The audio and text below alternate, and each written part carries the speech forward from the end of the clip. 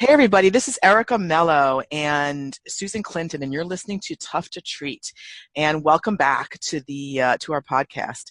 And in this episode, Susan and I discuss a patient of mine. She actually was, I think, a college softball player who had a lot of symptoms mimicking a classic cervical radiculopathy, pain in her neck, down her left arm. And the surprising thing is that the source of her problem was not her neck. It was close, but it wasn't actually her neck. So listen to this really interesting clinical reasoning process as we take her from the clinic back onto the softball field. Enjoy, and thanks again for listening.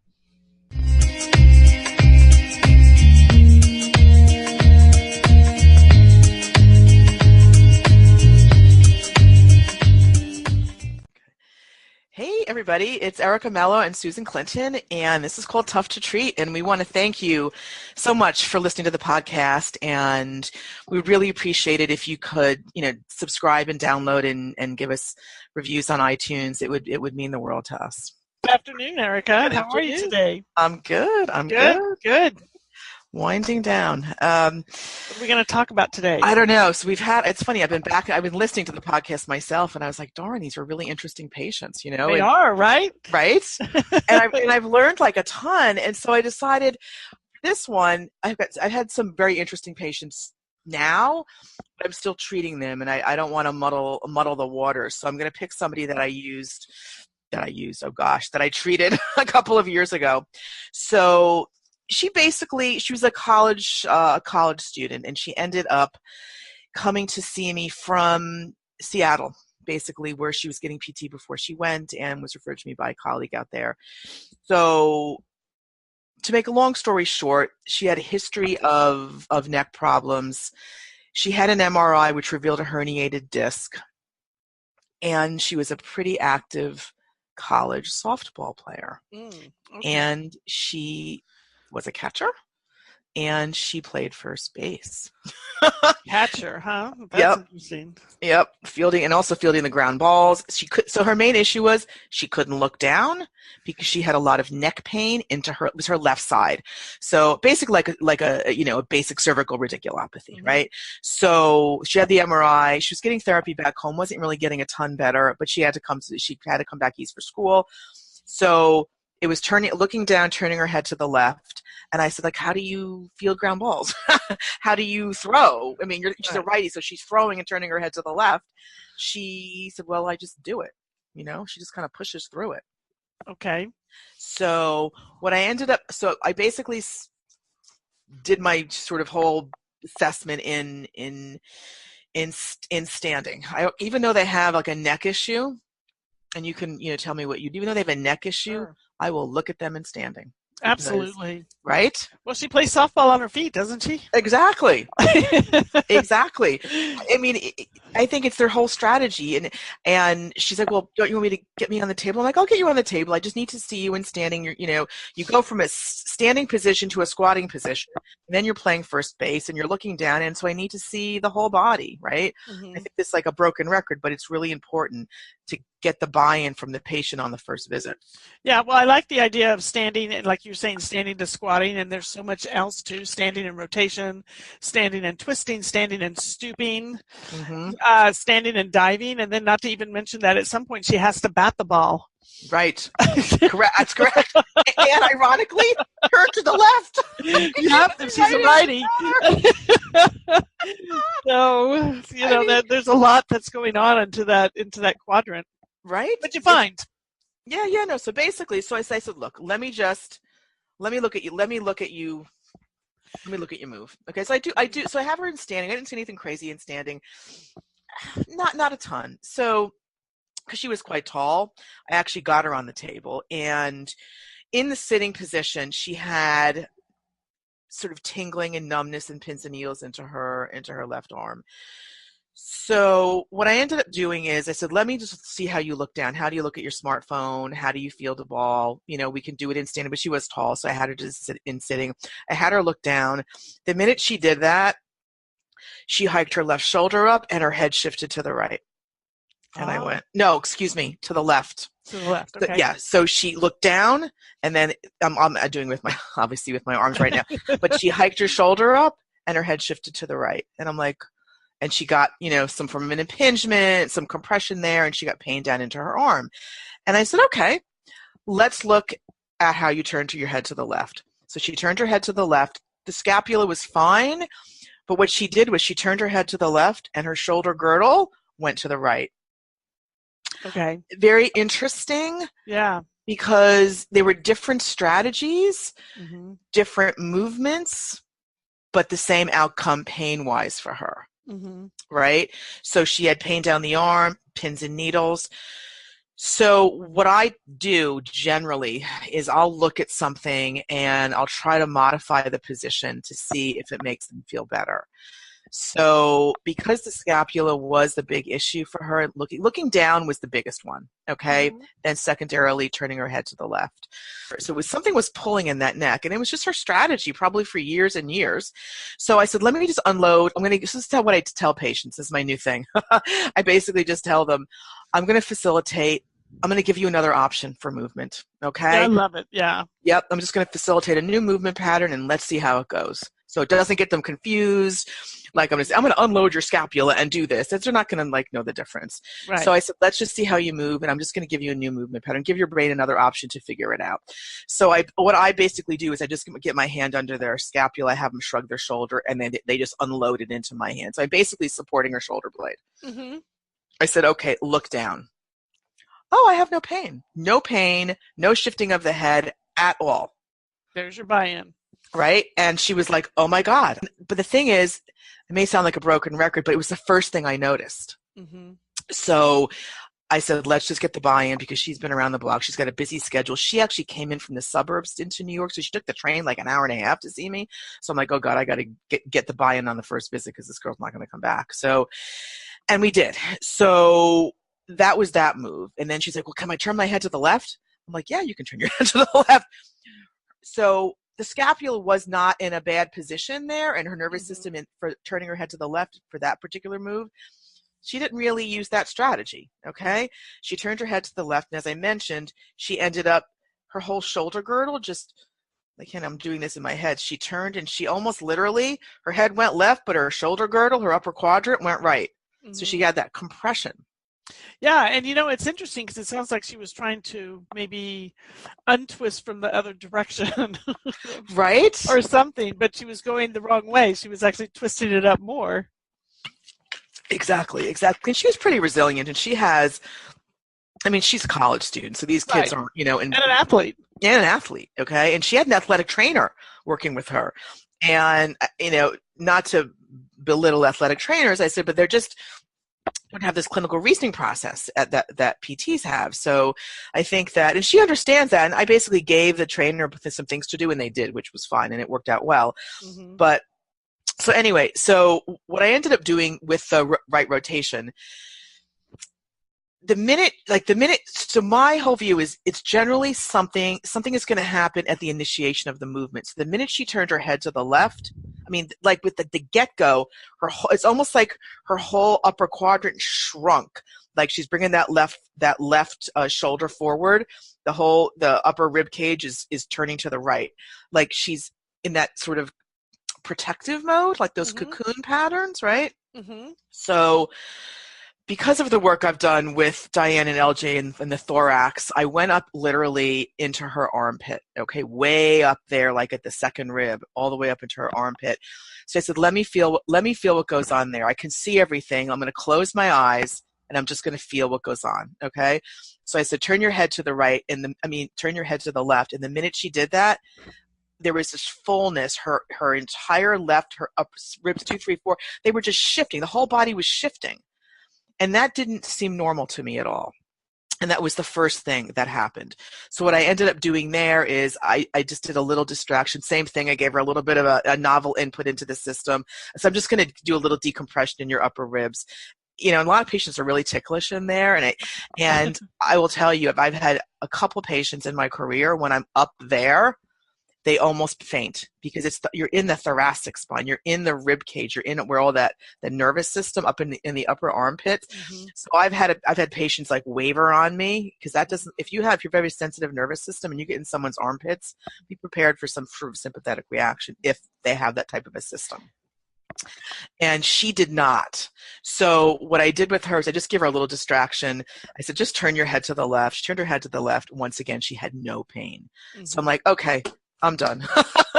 So what I ended up doing is, I don't know if you have any thoughts on that before I move on. No, I found it very interesting what you were talking about getting up into the axilla to really actually get to the second rib, because that's certainly a strategy I have used with when I'm trying to help people restore pump handle breathing. Oh, yeah. Is to feel not only what's happening in the front of their chest, but up into the axilla.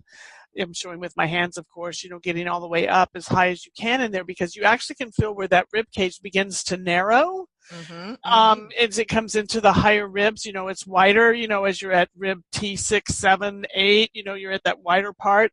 But as you get up, it narrows and narrows, and it really begins to narrow. So you have to kind of go into that soft tissue a little bit on the deep side.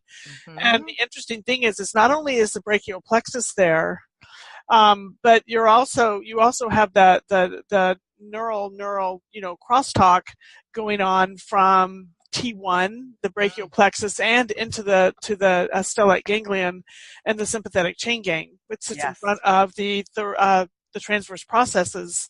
Yep. So you can get to a lot of rich neurology up in that, and just below that and to medial to that, you're starting to get close to the aorta and the aortic arch and your carotid system, and so there's a lot going on in that upper triangle area through there. So I like the idea how you were just telling people, if you're going to start climbing up into people's axillas, that just kind of pay attention to all the neurology that's going there, because you could you might be triggering a little bit of a vasovagal response, or a a sympathetic little overdrive, or some panting, or not feeling good. So but she tolerated it well. Oh, she did, absolutely. And what's interesting is because she had been somewhere else for therapy, and at her home, and with the diagnosis of cervical radiculopathy, they were doing like the classic cervical traction and working on the neck and things like that, but it just wasn't helping. Mm-hmm. And I think that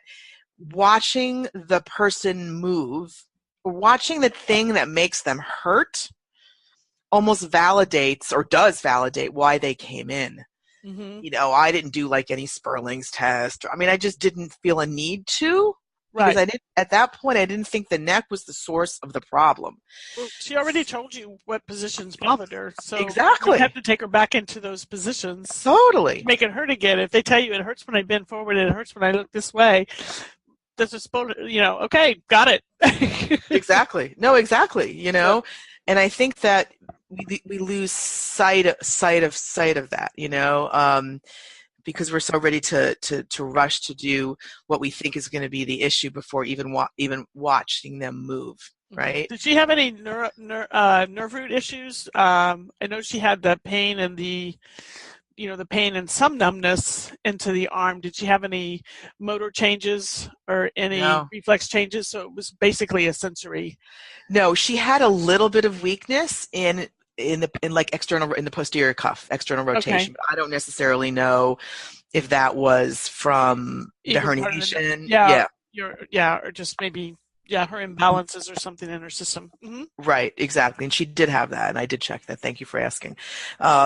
So what I started to do is, I said, look, because she wasn't coming in like 3 times a week or anything like that because of her schedule. She came in once a week, and I treated her for a solid hour because of the fact, she was coming in just once, and it was an hour well spent. So what I ended up doing for the forward bend, okay, I took a piece of Hypafix and Leukotape because she was getting it. She was practicing and working out. okay, at the same time.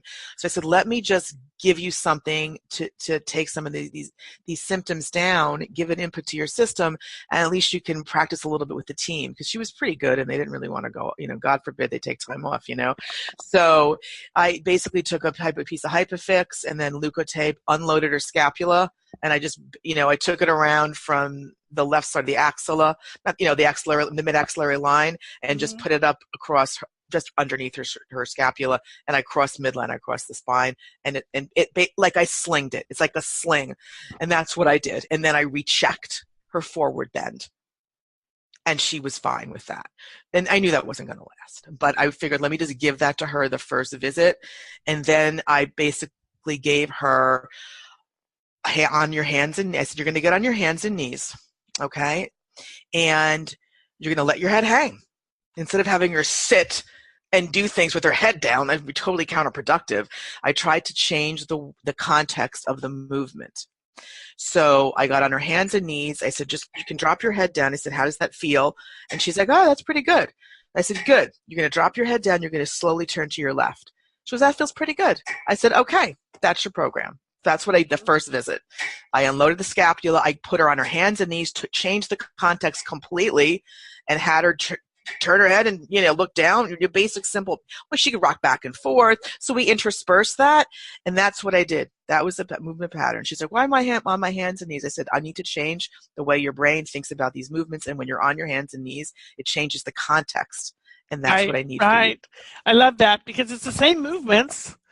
They're just done in a different position from a different angle with now the upper extremity is kind of in a closed chain instead of an open chain. So that changes the strategy that the muscles around have to do. And plus, when you put her on her hands and knees, different muscles are going to switch on because she's in a different position. Right. So perhaps maybe her, whatever was elevating her shoulder, with that compression she was getting on that left side every time she leaned forward. I think you said her left side was elevating. Yes. So it put her in a different position to where perhaps it didn't make sense to do that anymore neurologically. Correct. And you didn't have to tell her, sit there and don't let your shoulder come up. Like they're going to be able to do that, Right. Because she was, she was on 4-point kneel, right? Yeah. 4 points of contact, and she wasn't, her shoulder blade wasn't hiking because it didn't need to in that position. And so I thought about it, and I said, well, I could probably give her other things. I said, let me just start there. And now looking back on it, I'm just wondering, I always like to do these types of things. This reminds me of some of the stuff I learned when I took some courses with David Butler years ago. How do you change the context of some of these painful movements on patients, right? So she looks down, she turns her head to the left. I thought maybe doing things on a down dog, same thing. You could do that. I don't know if you have any other thoughts on novel inputs, position wise, when someone has an issue with C-spine rotation, things like that. I mean, I had her do like things on the Cadillac where I basically had her, there's a bar there where you basically lean down and then you're slowly turning your head, and she was fine with that. But I always want to think of different movement patterns that I can trick the brain. Do you know what I mean? Yeah. No, I know exactly what you mean. It's one of those things that I challenge myself. I walk in when I'm going to get busy working with somebody, and my challenge is before I put my hands on them, I want to see how much I can do before I have to touch them, that I feel like I have to touch them. And that's just really made me look at them moving just a little bit more. And I have found that if you find something in one position that I think you just need to go to something that you would never, a complete opposite position, to begin to get them to see that. But it's like let me say it this way. It's like a hamstring stretch. If they lay on the ground and pull their leg up into a hamstring stretch, then they sit up and they sit on the side of the table and they straighten their knee. It's the same thing. It's just moving in a different direction. And it's moving from a different position. Or stand and put your hands on the sink and step back till you're at a 90-degree position at your hips. with your knees straight, that's a hamstring stretch. It's Mm-hmm. also a glute activation muscle, because the only way they can come up is to activate their glutes. There's a lot of different things that go on, but it puts them in a different context in order to gain whatever. If flexibility was my goal for them, or their goal too, then you got to figure out several different ways in order to get that to happen, because the one way they're doing over and over again isn't getting it. So you Yep. can look at pain the same way. So that was looking at flexibility. I've stretched Yep. my hamstrings this way forever and it never changes. Well, maybe we need to change the context in which you're trying to gain flexibility. Right. And I think pain is the same thing. It's like so we have pain, something for whatever reason breaks down. Mm-hmm. We have a pain experience around it, Mm-hmm. and the pain experience worsens.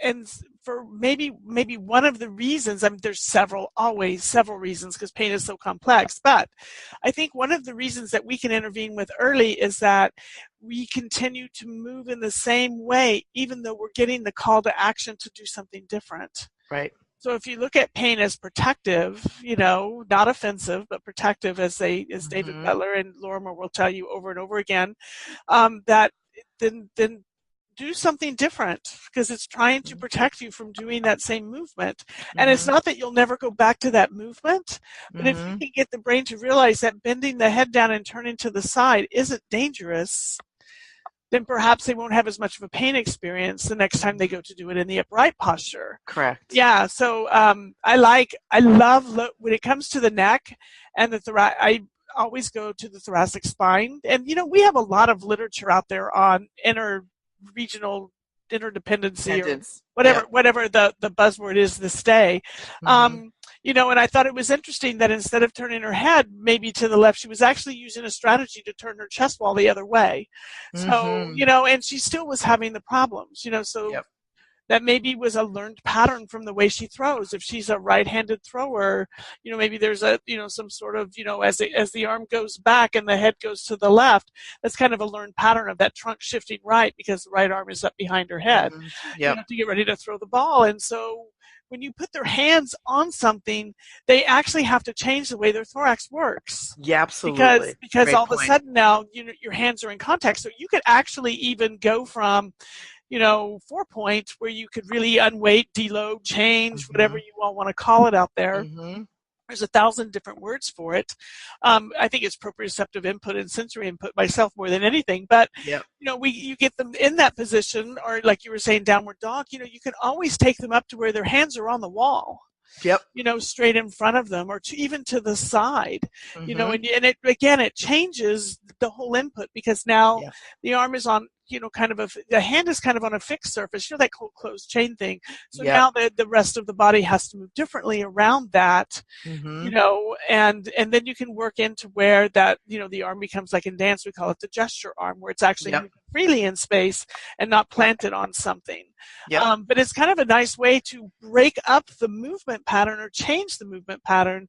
And once they can get to where in the upright posture, they're not having as big of a pain response, then it's easier to kind of go back and say, okay, now you can go, because she's going to go back to that pattern, because absolutely it's ingrained in her. That is how she throws the ball. And there's probably absolutely nothing wrong with her mechanics of throwing.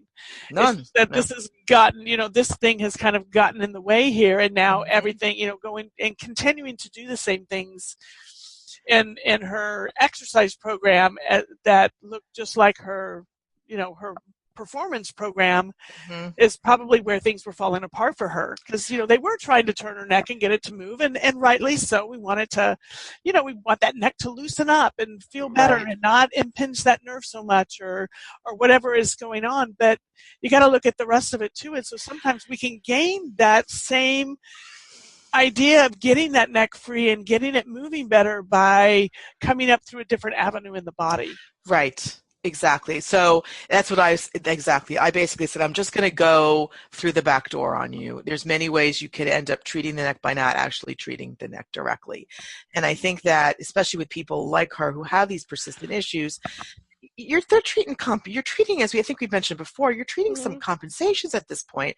And I know in my own body I've had so many issues that you just run out of options, and then they're here. They end up in our doors when they run out of options, especially the hypermobile ones. We can compensate so well, and then we just can't anymore. And I think that was partly her issue as well. I mean, if she had this issue like 3 weeks ago, I may not have seen all of that. I don't know. I saw her at a point in time where she had this for a bit. What I also ended up doing with her is I did just some basic yoga, like triangle pose, having her look up to the left with the arm, just trying to get more novel input into that left rotation. And she did that. And the big thing with her was they were in the weight room a lot. So she is basically doing the bench pressing. I discontinue the bench press with her for a bit, because what she was doing is she was kicking her pecs in some of the like the serratus anterior, which I believe were muscular vectors causing a lot of this rotational issue. And so I said, just don't do the pecs right now, because I think that you're reinforcing a bad motor pattern. Okay, it's not like you're tight. You just are in the gym. I'm not there watching you. And my guess is you're probably benching and you're just recruiting the same muscles that are contributing to your issue in your neck. So, not to mention when she's doing breath holding strategies while she's lifting heavier weights. Yes. And that's all translating up into maybe some different forces into the cervical spine. Right, exactly. So eating some of that. Yeah, for sure. So some of the manual work that I did do, and I'm just looking through here, I did go in and do some work on her pecs, pec minor, inner serratus anterior, just to dampen down some of that tone. They weren't, and it did help, I'll be honest. It really did with her. But what helped with the movements of looking down, for example, the forward bend, was the scap unloading and reinforcing the motor pattern, a new motor pattern in a different position. With the left rotation. Because of the trunk shifting that I saw, I did a little bit more manual. I know it sounds like I'm separating the two, but I did more hands-on because of the facilitated pec, the serratus, those types of muscles that were just gripping. And so I did do that, and it helped. And I didn't need to do any joint mob or anything like that with her, because she really wasn't stiff. I mean, she's hypermobile. So, and I think once I did that, we were able to do some more hands-off movement repatterning. I did a lot of things in terms of, I actually had her, because I think she was catching more when I saw her, because she did first base, I had her start doing some squats to intersperse the squatting. So, and she wore, those knee savers that they wear to protect their knees, right. So I ended up having her do some basic squatting, from squat, like squat, stand, squat, stand, squat, stand. And she was okay with that, because she wasn't really doing anything with her head. She was just squatting, standing. So then I ended up having her doing I took a ball, we don't have a softball here, but I ended up having her holding a ball and just squatting, and then trying to take the ball, rotate to the right to simulate that initiation of a throw back to the pitcher. So we squatted, we did squat, squat, sit, etc. And then we ended up, I'm showing with my hands here, taking a ball, squatting and rotation, and then coming back and going into full left rotation after that. So, and she did well with that. So I was trying to break the movement up into different patterns so she could train them. And let her brain figure out which one she liked the best. So the best one, from what I wrote down here is, and if I remember, it was a couple of years ago when I saw her, is when she actually squatted, and then she got up about halfway, started to initiate, the right rotation. She unlinked her hands, and then started moving, and her head turned. It's a complicated move, but once you see it done, she was okay with that, because I had done hands and knees, I had done triangle pose, I had done all of these movements in, not unloaded, but like these phase one, we're not loading the system up with a 5-dimensional pattern here, hands and knees turning right, left. That's not, squatting, sitting, throwing, rotating, that type of thing, right? Right. I love the progression, because for those who are kind of sitting here thinking, like I am, a little bit about neural tension, because I know people would think, oh, well, you need to kind of work with the neural tension system, and maybe that will change Mm-hmm. that as well, too. And Fair enough. actually, that's what you were doing. Yep. If you think about what Erica was just talking about here, what you were talking about, for those out there listening and thinking, neural tension, what about neural tension? Because you had her in that modified, you had her on 4 points. That's a neural tension position. Yep. Because the wrists are in full, extension, and you've Yep. got, and you're changing and you're rotating and changing the head and the shoulder, and the head on the shoulder on the hand, and so all of those positions that we talked about, and then you've moved it into neural tension changes, like going into triangle. For those of you who don't know what triangle is, just stand with your feet wide apart and keep your body sideways and lean over sideways and raise your arm up. That's close to it. I mean, there's some other nuances to it, but the idea is as you go over sideways, the arm goes up in the air and your eyes look up at it. So there's some rotational components to it too. And it's basically winding up from the lower part of the trunk and translating up into the upper extremity, into the eyes. But here's the coolest thing. When you took her into squat, because remember a few podcasts ago, we talked about people who are very mobile. Mm-hmm. You probably could have taken her. I mean, she's throwing a softball. This is catching. She's got mobility out the. And you already said she tends to be a little bit more on the hypermobile, kind of continuum, not really the stiffer fire hydrant kind of person, but more of the lanky or Gumby type person. And when you have it, it's hard to gain neural tension in people like that. You're like trying absolutely. to see, okay, well, if you we did arm like this, will that bring that up, right? Yeah. So when you take her into squat, you have really wound up the whole lower part of her neural system. Yeah. And now you're having her rotate into that position, slowly, carefully, like see where you go, see how you find some new patterns, figure out some new ways to move. Because quite frankly, she may have chosen that one pattern of movement because first of all, it was how she was taught to catch and throw. And the second thing is that she got good at it, and it was probably the only way her nervous system could figure it out. So you actually took her in, wound up her whole nervous system again, and then got her moving in all these different novel directions to give her a lot more variance. Right. So that, to me, for those of you who want to say, hey, neural tension, there it is. That's an absolutely fabulous, if you're going to follow the neural tension world, here it is from step 1 to step 10. And then the last thing you add, the rotation in, because that's what they need to have. Wind it up in the rotation. Yeah, it's a great point. I remember we talked about this. I don't remember which podcast it was, but for these hypermobile, actually, maybe it was my guy with the cranium, where I had to wind him up. That was the cranium, I think, the first one. So you have to literally put him in a really wound up position to get any kind of a response. And doing a basic median nerve test and sitting, I actually think I did that. I didn't get anything with that. I mean, but people like that going, you're absolutely right. You need to really wind up the system however you need to do it. From the other part. Yeah, the other, the other piece of the other end. Yeah, exactly. And I think for me, because of her history and she had still had a little bit of, pins and needles at one point, although she was, she was good at, after a bit, I said, let me just progress her slowly. And when I got her into the full squat and I think she was still working out in the weight room, and then she went back to playing. And so I gave her some, I don't know, I don't think a reset, I guess we call them reset things, just to sort of help her before she goes, and plays again. And I did a lot of it was on her hands and knees. A lot of it was just basic squats, not really winding up the upper quadrant, but just doing just basic squats to elongate the system and shorten it, just up and down and getting that mobility back and forth. And then I ended up doing, what else was I on her hands and knees as sort of exercises to do before she started playing, before she got on the field, instead of getting on a bike, and just warming up the legs. A different kind of warm up. Exactly. Gets the system moving in a different direction. Yeah. Yeah. And I ended up taping her scapula for probably, I don't know.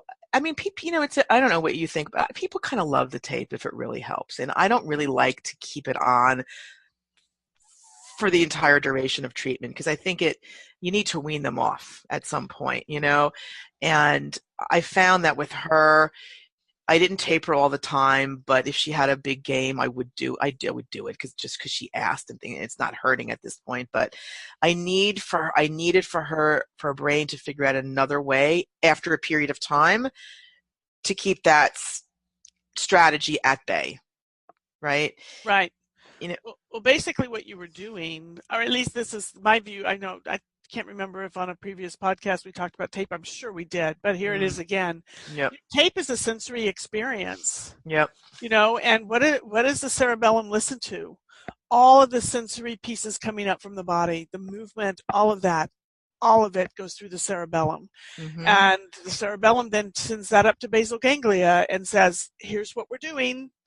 Is this matching? And basal ganglia will say, send it back down and tell them to adjust this way. Error detection and error control. And so the tape is wonderful, I think, if you're looking at it like a sensory experience. We know it doesn't hold bones, right? It just, totally. The tape stretches the skin and you change the way you move, because it totally, it pulls on your skin. And I agree with you. You really want them to be able to kick basal ganglia out of the chair. I say that all the time. Get it up, get it out of the chair, get it looking for some new patterns, create new patterns. Come on, your basal ganglia, your cortical, your higher level. Let's go. Give that, system some more choices in order in which to change. And so once you get its attention, I like what you were saying. You want to actually kind of get them to figure it out on their own too. Okay, you have this, you felt it, you can move without as many symptoms. It's not the tape. It's the tape just gave you some sensory experience, to just remind you that let's move a different way. Let's move a different way. Right. Let's move a different way. But at some point, you don't need to always be reminded to let's move a different way. Right. Create that pattern. Right. If you get some new patterns in there, then the brain will start shifting and choosing between those patterns. That's what variance is. Instead of having to have just that one piece of tape always telling it. No, remember, now people who are a little bit more persistent, maybe they need to have that. I don't know. There's really no clear answer to that. But I think if you look at it like you are as a sensory experience that you want them to be able to develop on their own, then I love that conversation around that because some people, and athletes are superstitious, aren't they? Yes. If God, you tape me, totally. this is going to be good. Yes. And so you gotta play into that a little bit. I respect that. I'm not going to change my socks. I'm not always wearing these socks, and the whole locker room is smelling because somebody won't change their socks, or I think here in Pittsburgh, Sidney Crosby won't talk to his family on game day. It's not even a text because it's like they just won't do it. Another one of the hockey guys, when his family comes, he always scores a goal. So it's like I hope we always laugh and say I hope his family's sitting in the bleachers there. But they so that's kind of part of that athletic jam, and you kind of got to go with that a little bit. Yeah, and I had no problem doing that, and I think that for her, I think what's important for her or for the listener is that she did have, like when she looked down and when she turned to the left, so in terms of treatment, there were two different movement patterns, right? So I did, for the forward bend, it was really her scapula, basically, her nervous system, her strategy, hiking up the shoulder blade. That was the issue there, okay? When she turned to the left, it was a different strategy. So I had to treat them differently. So, like if I just did the unloading of the scapula and then I did some normal movement for that, I know, in my opinion, is I don't think I would have made as good of progress with the movement of rotation to the left had I not addressed that those upper ribs, the strategy with the shoulder girdle. That's a different strategy. The body does different things when they move different ways. So just because you have an issue with forward bend and you treat that doesn't mean that every other movement's going to get better. That's my opinion, right? And I think that's the misnomer. I think a lot of people believe, okay, I'm going to do a little traction, I'm going to do this, everything's going to get better. That's not true, because turning the head to the left is a completely different movement pattern, and the brain just figures a way out to turn the head. It's very different than looking down and looking at your smartphone or fielding a ground ball. So if I didn't address her upper thorax and the issue in the axilla, right? With that rotation, you can call it whatever you want. I don't think that I would have gotten that rotation to the left better with, that's my opinion. And I had to address it via the motor repatterning squats and throwing and things like that. And at the end, they all came together and we did a movement plan that addressed them together. So I did treat them together, but I had different, in my mind, I had different patterns for different movements. Does that make sense? It does make sense. It does make sense. Yeah. It's like squatting. How many different ways can you squat? The name of the game is to squat. But what if it was a squat? And, for her, she not only had to squat, but drop down onto one knee, lean back, rotate, and throw the ball. Right. And she had to do that over and over and over and over and over and over and over again. And the squat had to be mobile enough to be able to lean to the right, lean to the left, and wild pitches and batters swinging and all of those different things. And so there has to be, the ability for her to shift into some different patterns. Yep. And it's going to make her a better, I think, if we pay attention to the motor control literature, it should make her a better catcher. Yes. Over time. Absolutely. Because she's got the ability to make some changes in some of her, consistent practice patterns. And we've gotten really good at some of those, but you also need to be able to be nimble within those patterns of movement. And I think when we start looking at people this way, if we can give them some of that ability to switch quicker back and forth, particularly out of these planes of motions, we can get people a little bit healthier, balance is better. Their ability to catch themselves and not fall down is different, and their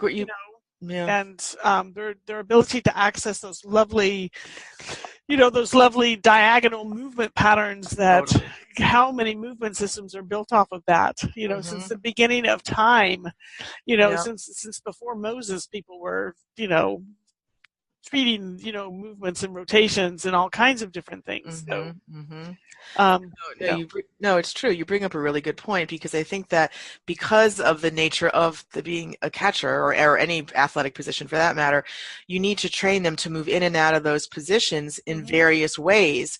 And if they've had an injury, you really need to train that. And I would say barring an injury, I think that's a great training strategy, because we need to train side to side, forward, backwards, look at the sway, rotation in all different planes, versus just getting in the weight room and doing bench presses. And those are important for a lot of sports, but I think it's not the only thing. It's not the only thing, exactly. And I think with her, important, but what do you do with that strength, right? Exactly. It's how you actually can integrate it to a movement pattern that you do over and over again. So I'd like to just throw this out here, kind of, and Erica doesn't know I'm going to throw this question out here like this, so I'm going to kind of catch her, just to hear her thinking on this. What if this was a 55-year-old female, wasn't a catcher, that had this persistent problem, and she'd been to regular, the normal things that we know to do in the literature for an acute, nerve root impingement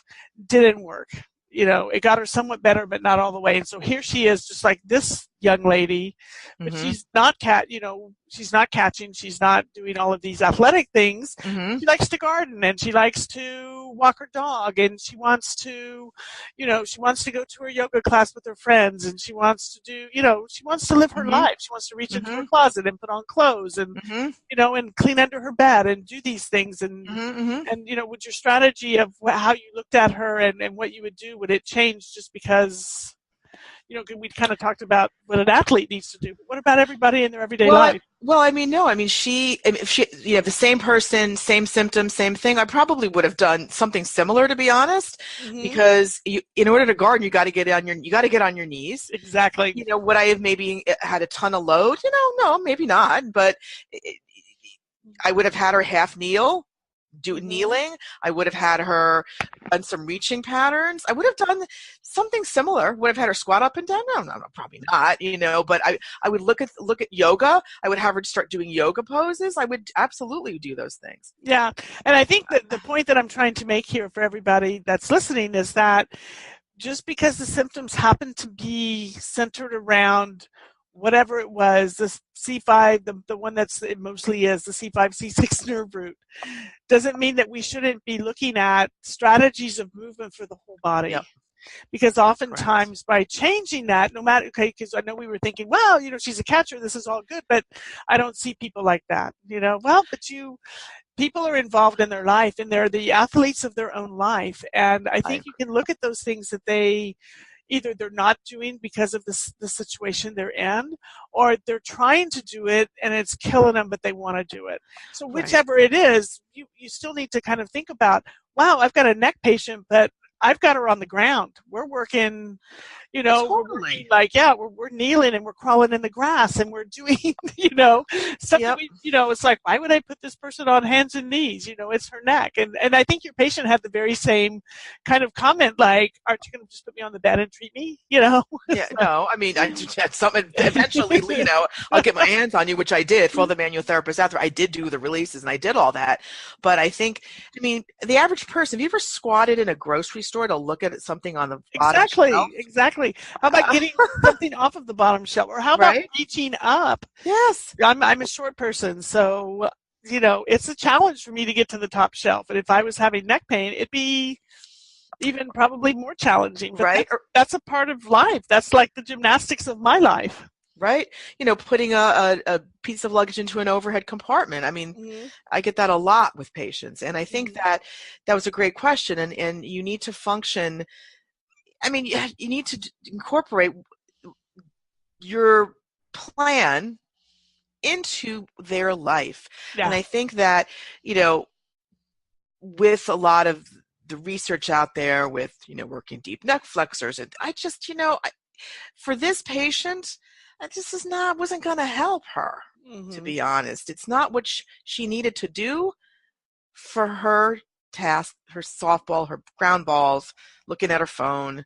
It wasn't going to cut it, and I think that I love the fact that, the squatting and the movement pattern with the arms was really neural tension stuff. Yeah. I probably wasn't thinking of that at the time. See, isn't that what's so cool about all of this stuff? Is no matter what bend you come from, if you come from a neural tension bend and a hypersensitive nervous system, if you come from a biomechanical bend and movement mechanics, if you come from a strength and conditioning bend, this program hits all of those things. Absolutely. So it's all, that just shows that we're all integrated. Yep. And it's hard to pull one thing out and say, oh, if we could just get the neural tension piece, then all of this will be better. It's not just the neural tension piece. It was patterning. It was motor control. It was strength and conditioning in a different way for her, a newer way that was going to help her regain and really help her ingrain some newer patterns into her system, give her a richer environment in which to throw and catch from. So it's all of those things. It's cognitive. It's it's pain science. We want to move in ways that isn't the same, so that we can expose you to movement that's similar, but is still going to get the job done, and maybe even get you back to that pattern and this pattern too, without as much of a pain experience. So all of that, I just think that's what's so much fun about it all, is you don't have to think about one thing when you're just like looking at movement and really just problem solving. Why are they moving that way, and can we change it? And if it does that change their symptomology? Exactly. And I think if you can make a change in the first visit via either symptom reduction or or increased movement, that's important, and changing the context is important as well. So I think this has been great. This has been a fun one. Yeah, wonderful. And I think it's just so transferable too, because we're going to see people with neck problems. Yeah, absolutely. We're going to see people who have symptoms when they turn their head, and I think it's wise to look at, the thorax turns underneath the head, as we saw in this case, Yes, and it's interesting though, if you think about it, you have somebody coming in like her, turning her head to the left, looking down, fielding ground balls, and she's moving at that time. And someone who basically sits in their car with their hands fixed on the wheel and can't turn to the left because they have the same symptoms, would that training program be different for her? Probably. She's holding on to a wheel. Would I have her squat? I don't think, probably not. I'm just hypothetically, but you need to look at what requirements of the task at hand that they have an issue with, and just figure novel ways to train it in different ways. Could you squatting, holding on to something, this hypothetical person? Yeah, maybe. But the point is there's similar symptoms, but you have to look at the whole person, and that means what they're doing outside of your office as well. Exactly. So lots of fun. yes, Lots it's of fun. Totally Yes. cool. This was a good one. All right, everyone. Thanks, you Give guys. us your comments. Give us your feedback. And please, please, please go to iTunes and give us a review. We would really appreciate it. Yeah, we would. Thank Have you. a great day, and we will talk to you for our next podcast, Erica. Sounds good. All right. Bye.